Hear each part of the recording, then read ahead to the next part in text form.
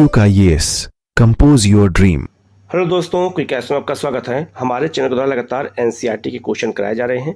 ये NCERT Indian economy में हम लोग जो है क्लास 9th और 11th और 10th के तीनों एनसीईआरटी के ओल्ड और न्यू दोनों क्वेश्चन देखेंगे जो एमसीक्यू क्वेश्चन हैं। भारत की बैंकिंग व्यवस्था, भारत में कृषि का योगदान, उद्योगों का योगदान क्या है, इनके बारे में हमें इसमें देखना है। सारे क्वेश्चन एमसीक्यू हैं। कहीं कोई डाउट होता है तो आप कमेंट करके पूछ सकते हैं, उसका जवाब आपको दिया जाएगा। आप लोग चैनल को सब्सक्राइब कर लीजिएगा, बेल आइकन को प्रेस कर लीजिएगा, जिससे इस तरह क्लास आपको लगातार मिलती रहे। हम लोग शुरू करते हैं सीधे क्वेश्चन की ओर। पहला क्वेश्चन है, निम्नलिखित में से किस प्रक्रिया को कृषि विपणन के अंतर्गत शामिल किया जाता है? जो कृषि का विपणन होता है, जो मार्केटिंग होती है, उसके बारे में पूछा गया है।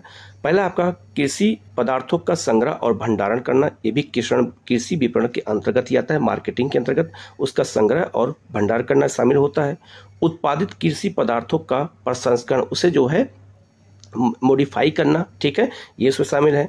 उत्पादित कृषि पदार्थों का परिवहन करना और उत्पादित कृषि पदार्थों का वर्गीकरण और वितरण करना, सबको हम कहते हैं कृषि विपणन या एग्रीकल्चर मार्केटिंग कहते हैं। तो इसका आंसर क्या हो जाएगा? आपका डी हो जाएगा। और इस तरह के क्वेश्चन आते हैं तो गलत होने का चांस ज़्यादा होता है, क्योंकि सब करंट अफेयर बेस्ड क्वेश्चन होते हैं। तो इसको अच्छे से देखना, कहीं कोई डाउट हो तो आप जरूर पूछेगा। इसको अच्छे से देखना जरूरी है, समझना जरूरी है।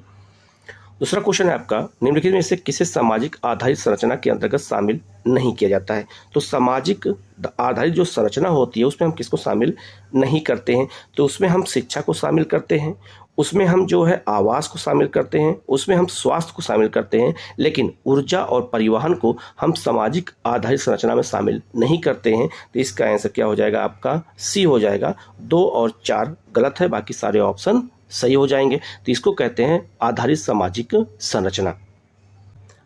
नेक्स्ट क्वेश्चन है आपका, संरचनात्मक सुविधाएं देश के आर्थिक विकास में योगदान करती हैं। तो संरचनात्मक सुविधाएं उसे कहते हैं इंफ्रास्ट्रक्चर को, जो देश के आर्थिक विकास में योगदान करती हैं। बिल्कुल सही है। संरचनात्मक सुविधाओं की बेहतर स्थिति जीवन की गुणवत्ता पर प्रभाव डालती है, ये भी बिल्कुल सही हो जाएगा, लेकिन इसकी सही व्याख्या नहीं हो रही है। तो इसका आंसर क्या हो जाएगा? आपका बी हो जाएगा। दोनों सही है, लेकिन उसकी सही व्याख्या नहीं हो पा रही है, ठीक है। तो इसका आंसर क्या हो जाएगा? आपका बी हो जाएगा। नेक्स्ट आपका चिकित्सा पर्यटन, हमारे देश में तेजी से चिकित्सा पर्यटन बढ़ रहा है। तो चिकित्सा पर्यटन से जुड़े जो है कथनों पर विचार कीजिए और सत्य कथन की पहचान करनी है।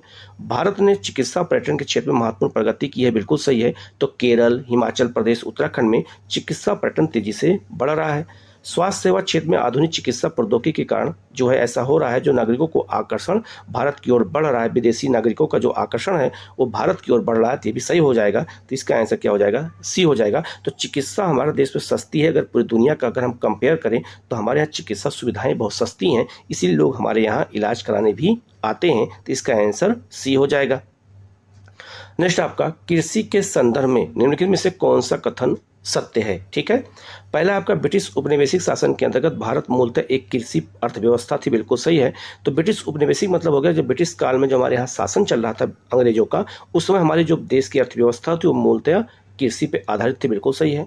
उपनिवेशिक शासन के दौरान भारतीय किसानों को खाद्यान्न की खेती के स्थान पर नगदी फसलों का उत्पादन करना पड़ता था, जिसका प्रयोग इंग्लैंड के कारखानों में किया जाता था, बिल्कुल सही है। तो हमारे यहाँ खाद्यान्नों की खेती के स्थान पर नगदी खेती शुरू हुई, जिसमें हमें चाय, कॉफ़ी, जो है आपका नील, रबड़, इसकी खेती शुरू कर दिया। किसने? अंग्रेजों ने शुरू किया। ये भी बिल्कुल सही हो जाएगा। औपनिवेशिक शासन के दौरान कृषि क्षेत्र की गतिहीनता का मुख्य कारण भू व्यवस्था प्रणाली थी। तो हमारे यहाँ जो आपका जमींदारी, महलवाड़ी और रैयतवाड़ी व्यवस्था थी, जिससे कृषि को सबसे अधिक जो है नुकसान पहुंचाया। ये भी सही है। तो इसका आंसर क्या हो जाएगा? आपका डी हो जाएगा, ठीक है। तो इसका आंसर डी रहेगा, ठीक है। सारे ऑप्शन इसमें सही हो जाएंगे। नेक्स्ट क्वेश्चन है आपका, निम्नलिखित कथनों पर विचार कीजिए और सत्य कथन की पहचान कीजिए। कौन सा कथन इसमें सत्य है? भारत में कृषि क्षेत्र का योगदान सकल घरेलू उत्पाद में लगातार बढ़ रहा है, गलत हो जाएगा। बढ़ा नहीं है, घटा है, ठीक है। जब हमारा देश आज़ाद हुआ तो सबसे अधिक कृषि का योगदान था हमारे देश की अर्थव्यवस्था में, सकल घरेलू उत्पाद में, लेकिन आज इसका जो है कृषि क्षेत्र का योगदान घट गया है और सेवा क्षेत्र का योगदान बढ़ा है। तो पहला ऑप्शन गलत हो जाएगा।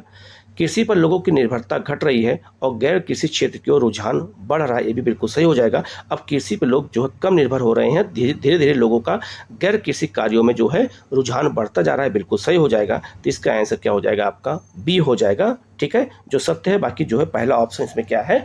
वो असत्य है, ठीक है। नेक्स्ट क्वेश्चन है आपका, भारतीय कृषि के तुलनात्मक रूप से पिछड़ी हुई अवस्था के कारण नहीं है। मतलब इसमें भारतीय कृषि जो पिछड़ी हुई है उसमें बहुत सारे कारण हैं, में कौन सा कारण नहीं है ये पूछा जा रहा है। ठीक है, तो ग्रामीण क्षेत्र की सामान्य गरीबी ये तो कारण है, भूधारण की जो है अन्यायपूर्ण प्रणाली ये भी कारण है, भूमि सुधार नहीं हो पाया है, उत्पादन के नए तरीकों का प्रचलन ये नहीं होगा, तो उत्पादन के नए तरीकों का प्रचलन कृषि के पिछड़ेपन का कारण नहीं है। तो इसका आंसर क्या हो जाएगा, केवल 3 सही होगा, बाकी दोनों ऑप्शन क्या हो जाएंगे, गलत हो जाएंगे। ठीक है, तो इसका आंसर सी हो जाएगा। नेक्स्ट क्वेश्चन है आपका, निम्नलिखित में से कौन सा भारत में भूमि सुधार का हिस्सा नहीं है। तो भारत में भूमि सुधार करने के लिए जो है पहला संविधान संशोधन किया गया था, 9वीं अनुसूची जोड़ी गई थी।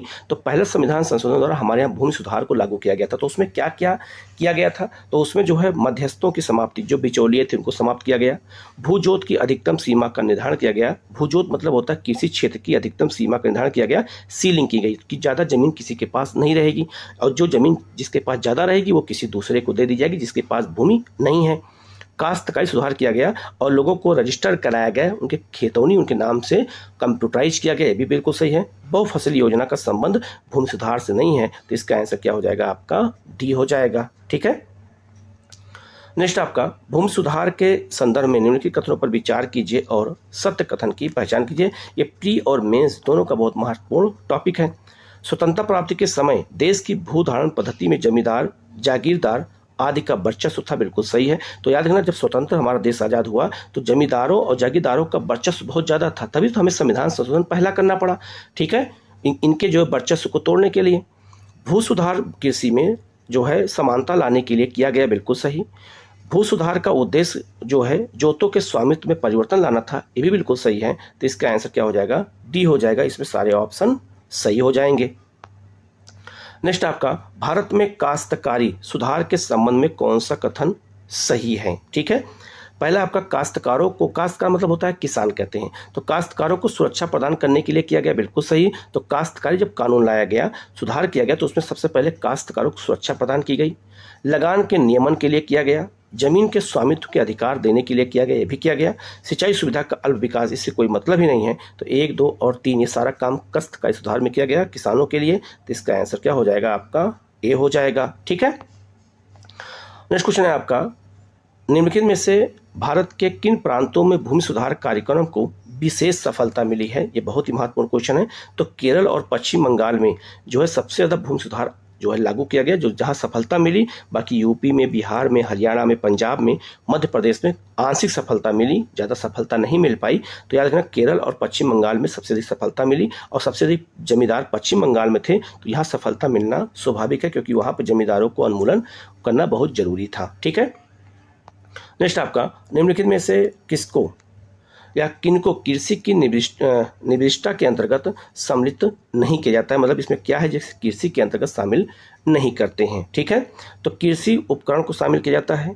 दूसरा, कृषि जोत का आकार, कृषि जोत का आकार जो है इसको हम कृषि के जो है उसमें शामिल नहीं करते हैं, डेवलपमेंट में। सिंचाई को शामिल किया जाता है, बीज को शामिल किया जाता है, न्यूनतम समर्थन मूल्य को भी नहीं शामिल करते हैं। तो 2 और 4 शामिल नहीं होगा। तो इसका आंसर क्या हो जाएगा, आपका डी हो जाएगा। नेक्स्ट क्वेश्चन है आपका, निम्न में से कौन सा एक 1960 के दशक के अंत में हरित क्रांति की प्रकृति का सबसे उचित वर्णन करता है। तो हरित क्रांति जब लाई गई थी तो उसका सबसे उचित वर्णन क्या है, बीज और सिंचाई और उर्वरक। जब हरित क्रांति लाई गई थी तो बीज, सिंचाई और उर्वरक पे सबसे ज़्यादा ध्यान दिया गया था। तो इसका आंसर क्या हो जाएगा, आपका डी हो जाएगा। ठीक है, नेक्स्ट क्वेश्चन है आपका, भारत में किन राज्यों क्षेत्रों के किसानों ने खेती के आधुनिक तरीकों का सबसे पहले प्रयोग किया था। तो पंजाब, हरियाणा और पश्चिमी उत्तर प्रदेश के यहीं पर हरित क्रांति को लागू की गई थी और आधुनिक तरीके से यहाँ पर फसलों का उत्पादन शुरू हुआ था, और विशेष रूप से गेहूं का। तो इसका आंसर क्या हो जाएगा, आपका सी हो जाएगा। और यही कारण है कि तीनों राज्य आज बहुत अमीर हैं। ठीक है, नेक्स्ट आपका, निम्नलिखित में से कौन एक जो है विपरीत अधिशेष को सही रूप में वर्णित करता है। विपरीत अधिशेष मतलब होता है जो फसलों का अधिशेष होता है उसको सही रूप में वर्णन कौन करता है। तो किसानों द्वारा उत्पादन का बाजार में विक्रय किया गया अंश, जो किसान होते हैं उत्पादन का जो बाजार होता है उनमें जो विक्रय करते हो जो उसका अंश होता है उसी को हम कहते हैं विपरीत अधिशेष कहते हैं। तो इसका आंसर क्या हो जाएगा, आपका ए हो जाएगा। नेक्स्ट क्वेश्चन है आपका, हरित क्रांति के प्रभावों के संदर्भ में निम्नलिखित कथनों पर विचार करना है। पहला आपका, खाद्यान्नों की कीमतों में उपभोग की अन्य वस्तुओं की अपेक्षा वृद्धि हुई है, गलत हो जाएगा। अन्य वस्तुओं के वस्तुओं का उत्पादन बढ़ा है, खाद्यान्नों की कीमत में कमी आई है। हरित क्रांति में जब खाद्यान्नों का उत्पादन ज़्यादा हुआ है तो पहला गलत हो जाएगा, ठीक है। दूसरा है, भारत अपनी खाद्यान्न संबंधी आवश्यकताओं की पूर्ति के लिए अमेरिका अथवा अन्य देशों पर निर्भर नहीं रहा। ये बिल्कुल सही है। तो भारत अब निर्भर नहीं रहा, पहले निर्भर था जब हमारे यहाँ हरित क्रांति नहीं आई थी। अगला है आपका, इसका अधिकांश भाग बड़े किसानों की तुलना में छोटे किसानों को प्राप्त हुआ है, तो गलत हो जाएगा। बड़े किसानों को लाभ ज़्यादा मिला है, छोटे किसानों को कम मिला है, तो गलत हो जाएगा। प्रौद्योगिकी अपनाने वाले छोटे किसानों को सरकार द्वारा ऋण दिया गया और उर्वरकों पर आर्थिक सहायता दी गई, बिल्कुल सही हो जाएगा। छोटे किसानों को जो सरकार ने सपोर्ट किया, तो इसका आंसर कौन सा नहीं होगा ये पूछा गया है। तो 1 और 3 नहीं होगा, बाकी इसमें 2 और 4 सही हो जाएगा। तो इसका आंसर डी हो जाएगा, ठीक है। नेक्स्ट क्वेश्चन है आपका, बहुविध फसल प्रणाली निम्नलिखित में से किससे संबंधित है। तो ये एक वर्ष में किसी भूमि पर एक से अधिक फसल का उत्पादन करना, इसे हम कहते हैं बहुविध फसल प्रणाली कहते हैं। तो इसका आंसर सी हो जाएगा, ठीक है। नेक्स्ट क्वेश्चन है आपका, निम्नलिखित में से कौन सी कृषि करने की प्रक्रिया पर्यावरण संरक्षण में सहायक होती है। तो उसे हम कहते हैं जैविक खेती। जैविक खेती में जो है पर्यावरण को नुकसान नहीं होता है। तो इसका आंसर क्या हो जाएगा, डी हो जाएगा। अब जैविक खेती को बढ़ावा देने के लिए सरकार लगातार प्रयासरत है और जो है किसानों को जागरूक कर रही है। नेक्स्ट क्वेश्चन है आपका, जैविक कृषि के संदर्भ में निम्नलिखित कथनों पर विचार कीजिए, कौन सा कथन सही नहीं है, इसकी हमें पहचान करनी है। पहला है, रासायनिक आगतों से उत्पादित खाद्य पदार्थों में पोषक तत्व अधिक होते हैं। तो याद रखना, ये बिल्कुल क्या हो जाएगा, सही हो जाएगा, ये गलत नहीं होगा। इसमें श्रम आगतों का प्रयोग परंपरागत कृषि की अपेक्षा अधिक होता है, बिल्कुल सही हो जाएगा। तो जैविक खेती में जो है क्या कहते हैं, परंपरागत खेती की अपेक्षा उसमें श्रम ज़्यादा लगता है। जैविक कृषि अधिक स्वास्थ्यकर भोजन उपलब्ध कराती है, भी बिल्कुल सही हो जाएगा।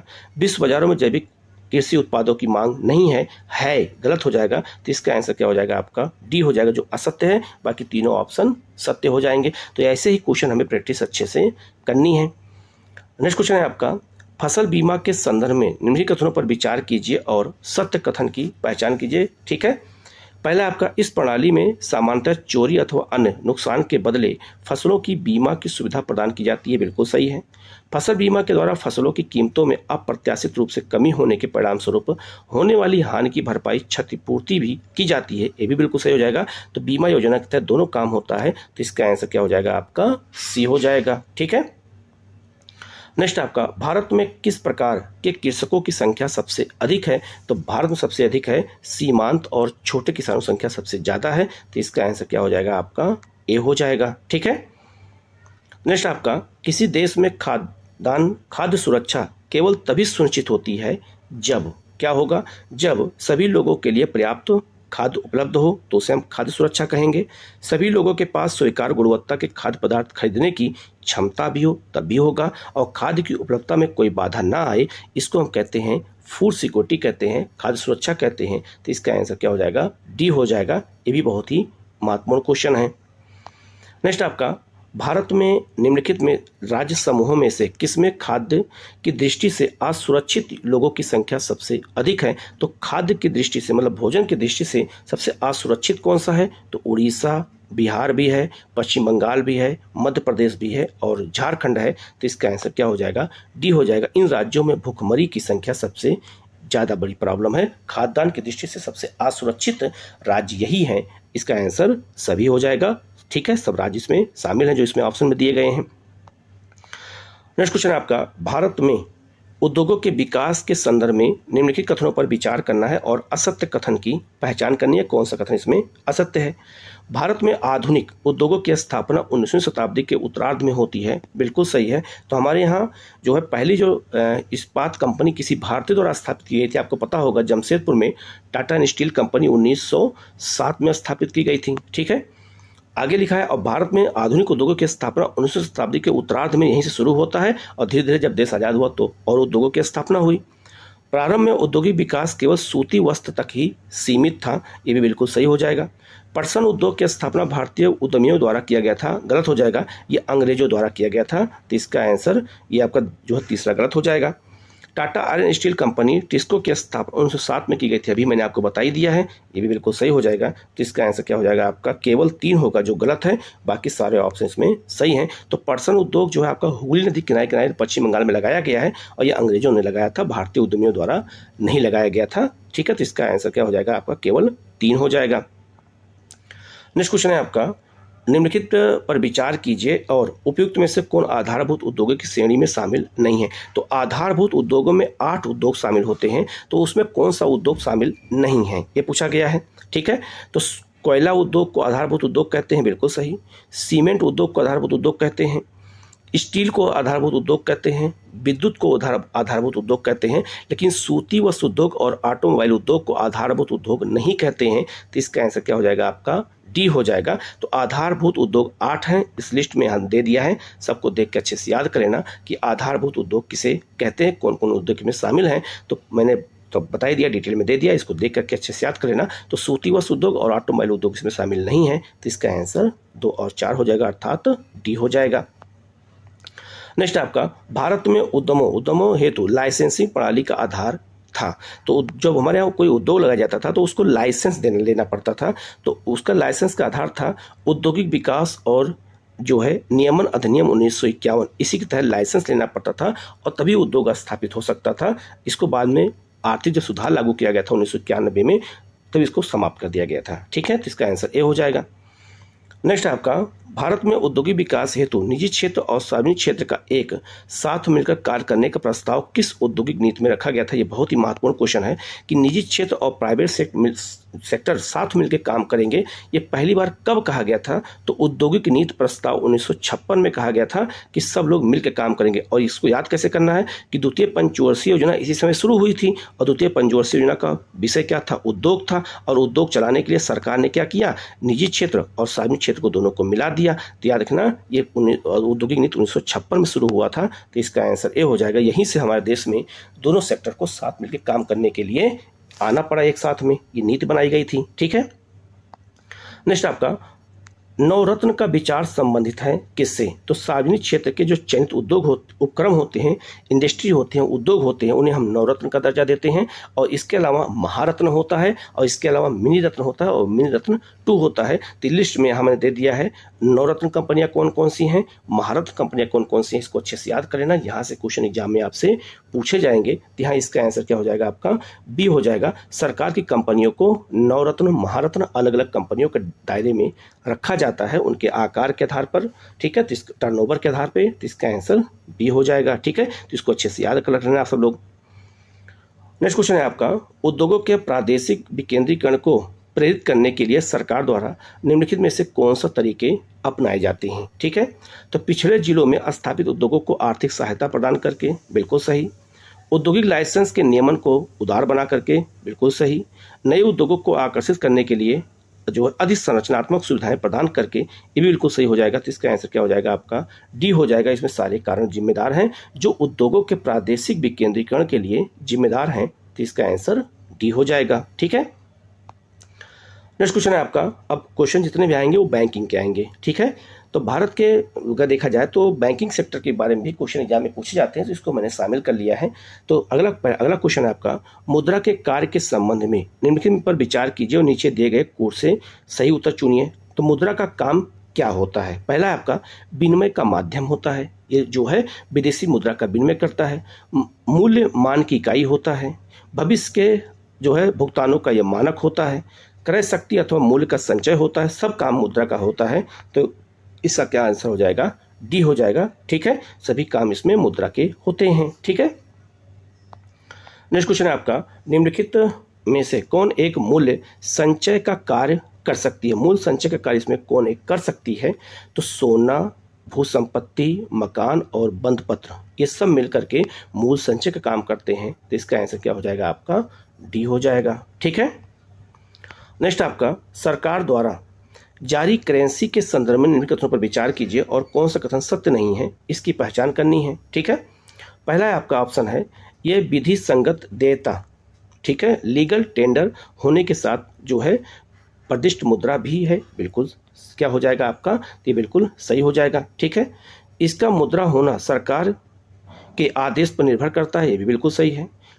इसे कोई भी व्यक्ति भुगतान के रूप में स्वीकार करने से इनकार कर सकता है, गलत हो जाएगा, इनकार नहीं कर सकता। अगर भारत सरकार ने कोई मुद्रा जारी की है तो कोई व्यक्ति भुगतान के लिए इनकार नहीं कर सकता है, ठीक है जी। इसका ये आपका तीसरा गलत हो जाएगा।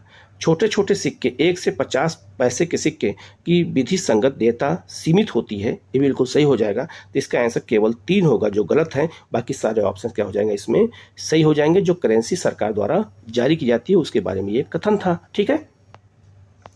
नेक्स्ट क्वेश्चन है आपका, निम्नलिखित परिसंपत्तियों में से किसकी तरलता सर्वाधिक होती है, ठीक है। सबसे अधिक तरलता मतलब सबसे अधिक जो है जनता के बीच में लोकप्रिय कौन हो सकती है बता पूछा जा रहा है। तो मुद्रा जो सबसे अधिक तरलता होती है, जिससे जो है जनता के बीच में सबसे ज़्यादा ये जो है फेमस होती है, सबसे ज़्यादा ये इसका लगाव होता है। तो इसका आंसर क्या हो जाएगा आपका ए हो जाएगा। तो जिसका चलन ज़्यादा होता है उसको हम तरलता कहते हैं बैंकिंग की भाषा में, ठीक है। नेक्स्ट क्वेश्चन है आपका, मांग जमा के संदर्भ में निम्नलिखित कथनों पर विचार कीजिए और सत्य कथन की पहचान करनी है। मांग जमा में मुद्रा के अनिवार्य लक्षण होते हैं, ये बिल्कुल सही हो जाएगा। तो मांग जमा में मुद्रा के अनिवार्य लक्षण होते हैं, तो याद रखना मांग जमा ये बहुत महत्वपूर्ण है, मुद्रा का ये बहुत महत्वपूर्ण लक्षण होता है, बिल्कुल सही हो जाएगा। इसे चेक के माध्यम से बिना नगद का उपयोग के सीधा भुगतान किया जा सकता है। तो चेक के माध्यम से भुगतान करेंगे तो नगद की आवश्यकता नहीं पड़ेगी। तो इसका आंसर क्या हो जाएगा आपका सी हो जाएगा। इसमें दोनों ऑप्शन क्या हो जाएंगे सही हो जाएंगे। नेक्स्ट क्वेश्चन है आपका, मुद्रा की आपूर्ति एक जो है स्टॉक चर है क्योंकि मुद्रा का स्टॉक जनता द्वारा आधारित स्टॉक होता है, बिल्कुल सही हो जाएगा। तो मुद्रा जो है याद रखना जनता द्वारा जब धारित होती है तभी उसकी आपूर्ति बढ़ती है या घटती है। जैसे जैसे जनता को पैसा की आवश्यकता होती है वैसे उसकी मांग और आपूर्ति निर्भर करती है। तो इसका आंसर क्या हो जाएगा आपका ए हो जाएगा, उसकी सही व्याख्या भी हो रही है, ठीक है।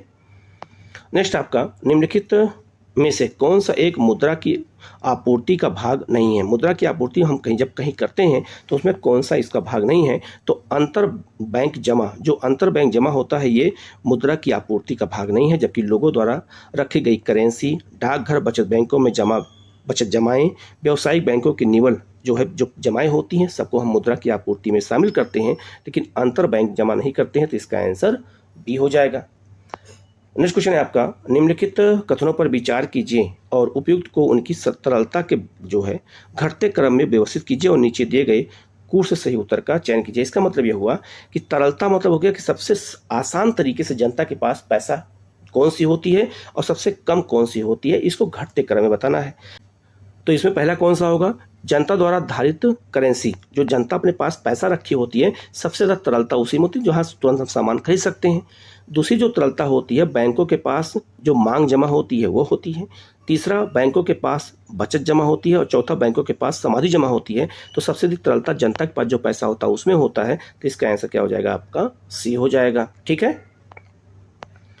नेक्स्ट क्वेश्चन है आपका, निम्नलिखित पर विचार कीजिए और उपयुक्त में से विस्तृत व्यापक मान M3 में शामिल कौन सी है। तो M3 जो मुद्रा होती है इकोनॉमिक्स में M3 मुद्रा सबसे जो है क्या होती है, सबसे ज़्यादा तरल होती है, जनता के बीच में सबसे ज़्यादा लोकप्रिय होती है। तो उसमें कौन कौन सी मुद्रा आती है ये पूछा जा रहा है। तो जनता द्वारा रखी गई करेंसी, जो घर में पैसा रखते हैं उसको हम शामिल करते हैं M3 में। बैंकों के पास जो जमा होती है, जो हम बैंकों में पैसा जमा करते हैं उसको भी, और बैंकों के पास जो समाधि जमा होती है, जो पैसा बैंक अपने पास रखता है, तीनों को हम M3 में शामिल करते हैं और इसका दायरा सबसे बड़ा होता है। तो इसका आंसर क्या हो जाएगा आपका डी हो जाएगा, ठीक है। ये बहुत ही महत्वपूर्ण क्वेश्चन है, बहुत बार एग्जाम में ये आया हुआ है, तो इसको बहुत अच्छे से जानना और समझने की जरूरत है। नेक्स्ट आपका, मुद्रा के जो है संचलन वेग से तात्पर्य क्या होता है। मुद्रा के संचलन वेग का क्या मतलब होता है। इसका मतलब होता है मुद्रा की एक इकाई का एक इकाई अवधि में जितनी बार हस्तांतरण होगा, जितनी बार मुद्रा एक स्थान से दूसरे स्थान, एक व्यक्ति से दूसरे व्यक्ति के बीच में ट्रांसफर होती रहेगी उसे मुद्रा का संचलन वेग कहते हैं। अर्थात मुद्रा लगातार वो मूव करती रहती है। तो इसका आंसर क्या हो जाएगा आपका डी हो जाएगा, ठीक है। नेक्स्ट क्वेश्चन है आपका, भारतीय मौद्रिक व्यवस्था के संदर्भ में निम्नलिखित कथनों पर विचार कीजिए और असत्य कथन की पहचान करनी है, ठीक है। किसके बारे में, भारतीय मौद्रिक व्यवस्था के बारे में। तो इसमें असत्य कथन कौन सा है, पहला है यह कागजी मुद्रामान व्यवस्था पर कार्य करती है, बिल्कुल सही हो जाएगा। यह प्रबंधित मुद्रामान व्यवस्था पर कार्य नहीं करती है, कार्य करती है, ये भी सही हो जाएगा। तो इसका आंसर गलत हो जाएगा क्योंकि यहाँ नहीं लिखा है, तो इसका आंसर केवल 2 हो जाएगा। तो भारतीय मुद्रा व्यवस्था कागजी मुद्रा पर ही काम करती है, प्रबंध के तरीके से काम करती है। तो इसका आंसर केवल 2 हो जाएगा जो गलत है। नेक्स्ट क्वेश्चन है आपका, निम्नलिखित में से भारत में विमुद्रीकरण का कौन सा औपचारिक उद्देश्य नहीं था। विमुद्रीकरण मतलब होता है जब मुद्रा को हम बदल दें। हमारे यहाँ 2016 में विमुद्रीकरण को अपनाया गया था और मोदी गवर्नमेंट ने जो है करेंसी को बदल दिया था। तो उसमें जो है पूछा जा रहा है कि औपचारिक उद्देश्य उसमें कौन सा नहीं होता है। पहला उद्देश्य होता है अर्थव्यवस्था में नकदी की मात्रा को कम करना, बिल्कुल सही। दूसरा, व्यवहार के अंकीय तरीकों पर अधिक उपयोग करना, मतलब ये हुआ कि जो है जो पैसा का जो मूल्य होता है उसको थोड़ा कम करना। कर आधार को बढ़ावा देना, बिल्कुल सही। जीडीपी की विकास दर में वृद्धि करना, ये गलत हो जाएगा। इससे वृद्धि दर थोड़ा घटती है, शुरू में बढ़ती नहीं है। तो इसका आंसर क्या हो जाएगा आपका? डी हो जाएगा। नेक्स्ट क्वेश्चन है आपका, भारत सरकार द्वारा किए गए विमुद्रीकरण के संदर्भ में निम्नलिखित कथनों पर विचार कीजिए और उपयुक्त में से कौन से विमुद्रीकरण के सकारात्मक प्रभाव हो सकते हैं। अगर हम पैसे का विमुद्रीकरण करते हैं, डिमोनेटाइजेशन करते हैं, तो उसका जो है क्या प्रभाव पड़ता है सकारात्मक, ठीक है, इसके बारे में पूछा जा रहा है। पहला होता है कर अनुपालन में सुधार हो जाता है। इससे पता चल जाता है कि कौन कर के दायरे में है, कौन कर के दायरे में नहीं है। कर क्षेत्र में वृद्धि हो जाती है। इसके अलावा चलन मुद्रा में कमी हो जाती है, गलत हो जाएगा। चलन मुद्रा में वृद्धि होती है, कमी नहीं होती है। लोगों की बचत का औपचारिक वित्तीय व्यवस्था में समावेशन हो जाता है, बिल्कुल सही हो जाएगा। तो इसका आंसर क्या हो जाएगा आपका? सी हो जाएगा। 1, 2, 4 सही है, जबकि तीसरा ऑप्शन गलत हो जाएगा। नेक्स्ट आपका व्यवसायिक बैंक, जो एसबीआई होता है उसको हम व्यवसायिक बैंक कहते हैं। एसबीआई, पीएनबी, ठीक है, ये सब व्यवसायिक बैंक हैं। तो व्यवसायिक बैंकों के कार्यों के संदर्भ में निम्नलिखित कथनों पर विचार कीजिए और नीचे दिए गए कोर्स से सही उत्तर का चयन कीजिए, ठीक है। तो पहला आपका क्या हो जाएगा? जमा स्वीकार करते हैं। जो व्यवसायिक बैंक होते हैं जैसे एसबीआई है, वो जमा को स्वीकार करता है, जो पैसा हम लोग देते हैं उसको स्वीकार कर लेता है और ऋण देता है, और ग्राहकों को जो है ओवरड्राफ्ट की सुविधा भी देता है। ये भी बिल्कुल सही हो जाएगा। तो इसका आंसर क्या हो जाएगा आपका? डी हो जाएगा, ठीक है। तो याद रखना, SBI, PNB, bank of Baroda, जितने भी बैंक है इसको हम व्यवसायिक बैंक कहते हैं, ठीक है। एक बात को याद रखना, ठीक है। नेक्स्ट आपका, बैंकिंग प्रणाली में जो है स्प्रेड शब्द का क्या अर्थ होता है? तो इसका अर्थ होता है बैंकों द्वारा दी जाने वाली ब्याज की दर और वसूली की जाने वाली ब्याज की दर में अंतर।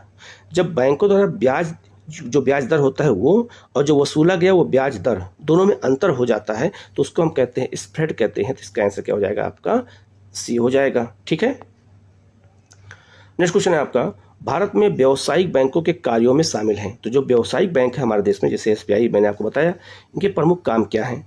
या ग्राहकों की ओर से अंश पत्रों और अन्य प्रतिभूतियों का क्रय विक्रय करता है, बिल्कुल सही है। इसके अलावा वसीयतों के न्यासी, ट्रस्टी मतलब, और प्रबंधकर्ता, मैनेजमेंट का दायित्व तो निभाता है, बिल्कुल दोनों काम करता है। तो इसका आंसर क्या हो जाएगा आपका? सी हो जाएगा, ठीक है। नेक्स्ट क्वेश्चन है आपका, निम्नलिखित में से कौन सा कार्य वित्तीय संस्थानों को बैंकों से अलग करता है? जो वित्तीय संस्थान होते हैं वो बैंकों से कैसे अलग होते हैं, ये क्वेश्चन पूछा गया है। तो उधार लेना ये बैंकों का काम है, निवेश करना ये बैंकों का काम है, चेक हस्तांतरित जमा स्वीकार नहीं करता है। तो जो वित्तीय संस्थान है वो चेक नहीं लेता है, ठीक है। और उधार लेना, निवेश करना ये वित्तीय संस्थाएं भी करती हैं, बैंक भी करते हैं।